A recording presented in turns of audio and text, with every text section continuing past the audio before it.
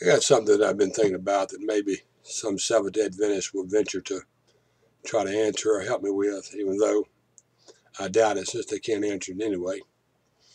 Let me explain the Day of Atonement to begin with, and remembering that in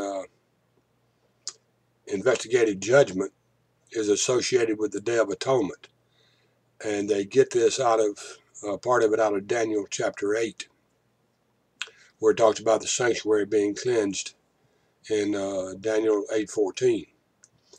Now, on the Day of Atonement, the most ever priest there was working in the wilderness tabernacle or the temple, depending on what time it was. During the wilderness wandering, it would have been the wilderness tabernacle. And then in the when Solomon's temple was built, it would have been in the temple then. But anyway, on that day, as they were all working in there doing their different things, there came a time for the high priest to begin moving toward the Holy of Holies, where the presence of God was, or the most holy place. But before he could go into the Holy of Holies, into the presence of God, to make atonement for the sins of Israel, the people of Israel, he had to make a sacrifice for himself. In other words, he had to be cleansed and able to go into the presence of God. Now, once he did that, he would take the sacrificial offering for that day. They would sacrifice it, and he would take the blood of that animal, and he would go inside the most holy place, or the Holy of Holies, and he would sprinkle the blood on the mercy seat, which was between the two cherubims. And once he did that, he would go back out and place his hands on what is called the scapegoat.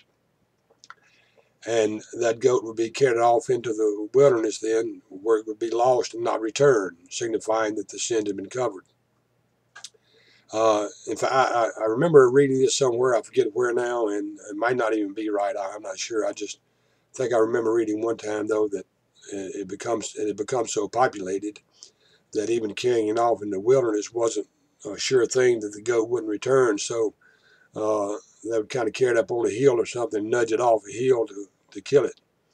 So I'm not sure of that. I just think I read that somewhere. Someone told me that. But anyway, I'll say the high priest would, once he had made a sacrifice for himself, took the sacrificial offering for that day and went inside the Holy of Holies and sprinkled the blood on the mercy seat 7 times, and came out, put his hands on the scapegoat, and other than cleansing up the temple and cleansing all the utensils and everything, that was it. Now, you can read in the Great Controversy in a lot of the books of the Seventh-day Adventist organization, but in the Great Controversies where the investigative judgment is associated with the Day of Atonement, and that in 1844, supposedly Jesus left the holy place, which he was never in, and went into the most holy place. That's where he ascended when he went to heaven. Jesus never ministered in the holy place to begin with.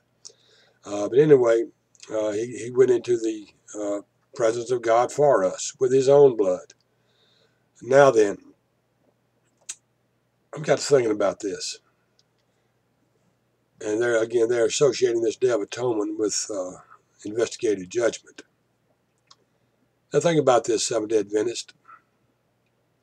If the earthly high priest can go into the Holy of Holies and in a few minutes sprinkle 7 drops of blood on the mercy seat and leave out, why is it taking Jesus over 100 years to do it? You mean it's telling me it's taking him over 100 years to sprinkle 7 drops of blood?